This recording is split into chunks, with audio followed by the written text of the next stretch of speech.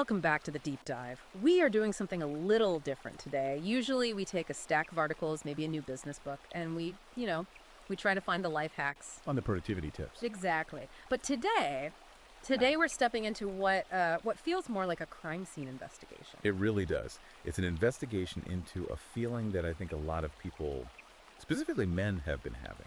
That feeling of inversion. Right, that sense that the world has just flipped upside down. Up is down, sanity is now pathology, and reality itself feels like it's being rewritten in real time. And that is exactly where today's source material lands. We are unpacking a book called Hive Mind Fever, Mass Formation Psychosis Contagion, as Female Hysteria Goes Critical via Social Media by Conrad Riker. That's a mouthful. It is, and I have to warn you, Riker is not writing a self-help book. Yep. He's not telling you how to make your bed. He explicitly calls this book a war report. It's a field manual for the awake man. It's for the guy who's tired of apologizing for his existence and wants to understand how we got here. So, before we descend into this rabbit hole, and believe me, it is a deep one, I need you to do us a favor. Hit that like and subscribe button right now. Please do. It really helps the algorithm find this content and get it to the men who need to hear it. And look, we're going to give you the tactical overview here. We're going to map out the battlefield, but Riker's work is dense. Oh, it's packed with charts, footnotes, data that we just can't fully cover. If you want the full arsenal, you have to buy this book. It's on Amazon Kindle and Google Play Books. Absolutely. So let's set the mission. We're going to trace Riker's argument from the psychological, this concept of the hive mind, all the way to the solution, the roadmap for reclaiming power. And the diagnosis starts somewhere you wouldn't expect. He doesn't start with modern politics. He starts in the Middle Ages. Right, with the digital dancing plague. This was the part that really hooked me. He's talking about the 14th century choreomania. Right, exactly. In the 14th century, you had these bizarre outbreaks of mass hysteria. Hundreds of people, mostly women, would just enter a trance. They'd twitch, convulse, and dance in perfect sync. Until they literally dropped dead. From exhaustion, heart failure, yeah. It was a psychological contagion. And Riker looks at that historical horror show, points his finger right at TikTok and says, it's the same picture. It's the same psychological flaw, just weaponized by an algorithm. When you scroll through TikTok, what do you see? Thousands of young women using the exact same audio, making the same facial expressions, reciting the same slogans. He argues it's not creativity, it's a hive mind. They're nodes in a network, twitching to algorithmic commands just like those dancers in the 1300s. He breaks down the mechanism for this, which I found, fascinating. He called it the feminine feedback loop.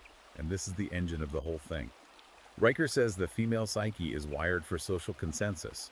In a small tribe, that's a survival tool. It keeps everyone together. But when you plug that into a global digital network, It goes critical. The loop is simple. Emotion gets you attention. Attention gets you validation. And validation triggers more emotion. it's a self-reinforcing cycle. You're not an individual anymore. You're performing for the hive. And that performance detaches you from reality.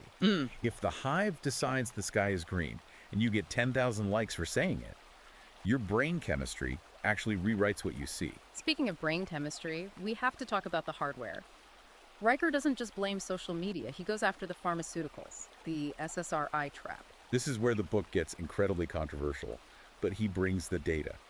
He cites a study that women are 2.3 times more likely to be prescribed antidepressants than men. Okay, but he goes a step further.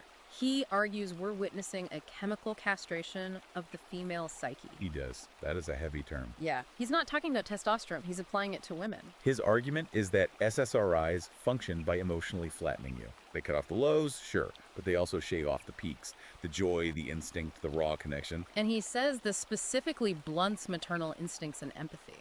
Replaces them with a kind of detached narcissism, which leads right into his chapter on the death of motherhood. The idea that motherhood has shifted from a sacred duty to a lifestyle choice, like picking a handbag. He uses that example for Rolling Stone that was pretty visceral. I remember reading that. It was stark. A 2017 article where a woman celebrated her period because it meant she wasn't pregnant.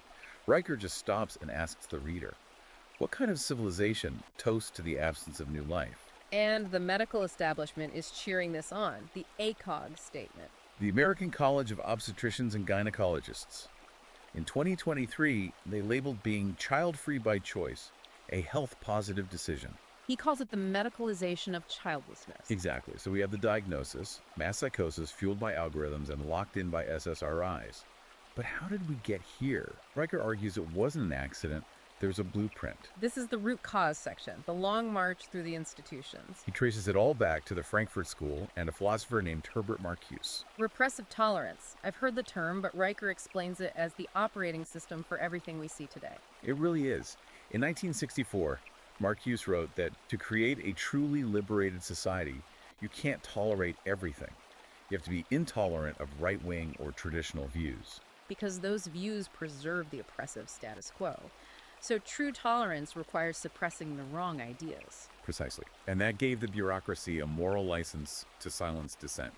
It's why you can be expelled from college for misgendering someone, but you can call for destroying the nuclear family and get tenure. And we see this weaponized in education with Title IX. Title IX is the battering ram. It was supposed to be about sports.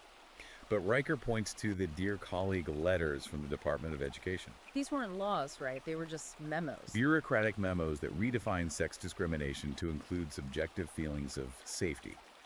It created a shadow legal system on campus, a star chamber as he calls it. Where a feeling is treated as evidence of a crime. And he says this trained an entire generation of women to use state power to resolve their personal conflicts. But Riker goes even deeper. He attacks the whole idea that men and women are the same. He brings in biology to counter the blank slate idea. He has a whole chapter called The Hardware Gap. He cites a UC7 fMRI study where they scanned brains solving logic problems. The result: men and women got the same answers. But they use entirely different parts of the brain to get there. We literally think differently. It's hardware, not software. And he argues that when you force dysfunction, you get, well, that anecdote about the MIT robotics lab. Oh, that story was incredible. Paint the picture for us. Okay, so he visits this top-tier robotics lab, co-ed team, massive deadline, they're 40% behind schedule. Riker looks at the whiteboards. They aren't covered in code. They're covered in conflict resolution charts. Conflict resolution charts. Because a male engineer fixed a motor without calling a consensus meeting first, and a female team member felt excluded. The entire team stopped working to process her feelings. He argues inclusion in this context just acts as a brake on actually getting things done. He calls it the entropy of feelings, and he backs it with economic data. Fortune 500 companies with male CEOs delivered 17% higher returns. The market rewards male traits: decisiveness, risk-taking. But our culture labels those exact traits as toxic. Which brings us to the war on masculinity itself. The War on Fatherhood chapter, that was tough to read. He calls family courts feminist tribunals. The stats are undeniable. 78% of divorces are initiated by women, and most cite emotional neglect, not abuse or adultery. It's no fault divorce used as a tool to strip assets. Riker argues it's a mechanism for dispossession. The state incentivizes family breakup, and once a father is in that system, his very masculinity is used against him. The story of the father in Portland, that was chilling. It was dystopian. The guy is fighting for custody, and a court-appointed therapist, not a judge, a therapist, orders him to deconstruct his patriarchal speech patterns before he can see his kids. What does that even mean? Deconstruct his speech pattern? He was given a list. Stop using an authoritarian tone. Replace the word son with child. Riker says the system isn't trying to be fair. It's trying to reprogram you. And this term, toxic masculinity, Riker points out it didn't start as an insult. No, and this is important. It was coined by Shepard Bliss. It was meant to describe self-destructive behaviors in men who didn't have fathers. But it was hijacked. Now, if you're stoic, you're emotionally unavailable. If you're competitive, you're aggressive. And the casualties of this war are the boys. The boy crisis. The numbers don't lie. Boys are 3.2 times more likely to be medicated for behavior issues. We are pathologizing boyhood itself. We drug them into compliance, and we strip away their spaces. Like the Boy Scouts. A massive loss, according to Riker. The Boy Scouts were pressured by corporate sponsors chasing ESG scores to adopt inclusion frameworks. So they let girls in. They let girls in, softened the activities, and destroyed the brotherhood dynamic. Boys need male-only spaces to learn how to be men. By removing that, you remove the scaffolding for maturity. Okay, so the diagnosis is bleak, but the book is a war report. So what's the strategy? He talks about the red pill, but he tries to reclaim that term. He does. He knows it gets a bad rap. He defines the red pill not as anger, but as cognitive disinfection, or epistemic hygiene. Hygiene, I like that. The idea that the lies we've been fed are contaminants. Exactly. Taking the red pill isn't about hating women, it's about clarity. It's about seeing the matrix of gynocentrism and simply refusing to play the game by those rules anymore. So what does that look like in practice? He proposes the Iron Tribe model. This is the practical application. Men need to build male-only brotherhoods. But, and he is very clear on this, these are not support groups. You don't pass a talking stick and cry. We don't need to process trauma, he says. Right. Men bond through action. The Iron Tribe is about fitness, finances, and accountability. Are you solvent? Are you strong? Are you keeping your word? He also talks about monk mode, which sounds religious, but he frames it as a strategic withdrawal. It's about quarantining yourself from the noise. He highlights men going to monasteries or adopting stoicism, not for religion, but for structure and silence, to reconnect with the archetype of the king. Now we have to address the elephant in the room, Andrew Tate. Riker defends him. That's going to be a sticking point for a lot of people. It is, but Riker leans into it. He sees the persecution of Tate as proof of his theories. He argues Tate wasn't targeted for crime. He was targeted because he broke the script. The script that men should be apologetic and soft. Exactly. Tate taught young men to be strong, rich, and unapologetic. The Tate Doctrine. Riker sees him as a symbol of resistance to the dominant narrative. And for the guys who aren't going to become kickboxing tycoons, there's MGTOW men going their own way. Riker presents data here that challenges the lonely loser stereotype. He cites surveys where MGTOW men report lower anxiety and higher productivity than their married peers. Because they aren't losing half their assets in divorce court. Exactly. By opting out, they quarantine themselves from the feedback loop and the legal risks. He sees it as a valid strategy, a strategic withdrawal. Which leads to his final message. Well, Well, it's not comforting. He says, I do not offer hope. I offer reality. It's a powerful distinction. He argues that hope is passive. Hope is waiting for someone else to save you. Riker says, forget hope. You need clarity. Clarity is knowing the building is on fire so you can find the exit. Exactly. He urges the listener to be the cure.